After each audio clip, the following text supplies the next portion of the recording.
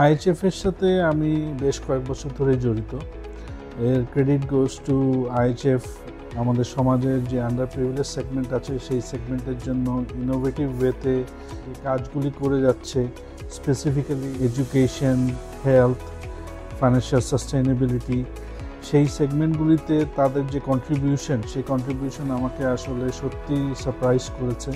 সেই জায়গা থেকে আমি মনে করি যে আমার association with IHF has been very meaningful.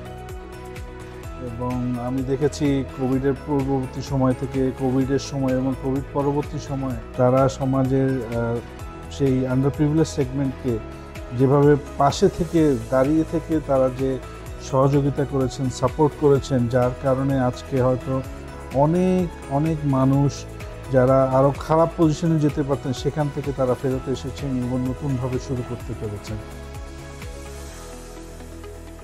আমি আমাদের ধর্মীয় অনুভূতির জায়গাটা যদি বলি, যেখানে বারবারই বলা হয়েছে যে আমার প্রতিবেশীর অধিকার, আমার যে গরিব আত্মীয় স্বজন তাদের অধিকার, বা যারা সমাজের যারা আন্ডার প্রিভিলেজ তাদের অধিকার যেন আমরা অবশ্যই আদায় করি। এটা হতে পারে জাকাতের মাধ্যমে, সাদকায়ে জারিয়ার মাধ্যমে।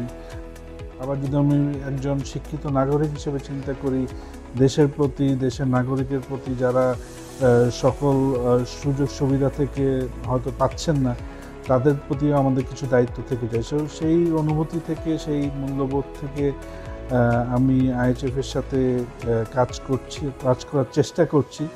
Of course I feel great about it. I feel really peace যে আমি কিছু করতে পারছি সমাজের আন্ডার প্রিভিলেজ সেগমেন্টের জন্য। আমার নিজের পক্ষে যেটা করা সম্ভব হতো না পার্সোনাল লেভেলে, কিন্তু আমি আইএইচএফের মাধ্যমে সেই জিনিসটা করতে পারছি। এবং আমি যখন দেখছি যে আসলে এইটা উপকার নিয়ে আসছে সেই জনগোষ্ঠীকে, তখন আমি আসলেই খুবই স্যাটিসফাইং একটা অনুভূতি পাই।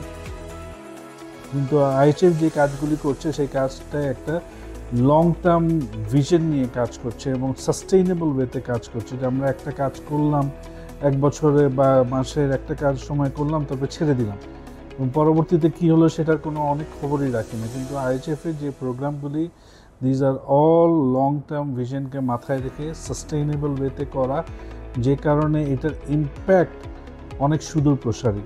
সো আমরা যখন অর্গানাইজেশন লেভেল থেকে, কর্পোরেট লেভেল থেকে এই সোশ্যাল রেসপন্সিবিলিটিগুলি করতে চাই, তখন এই ধরনের প্রজেক্টগুলি কিন্তু আমাদের মাথায় সবার আগে আসে যে কীভাবে আমি একটা সাস্টেইনেবল ইম্প্যাক্ট করবো।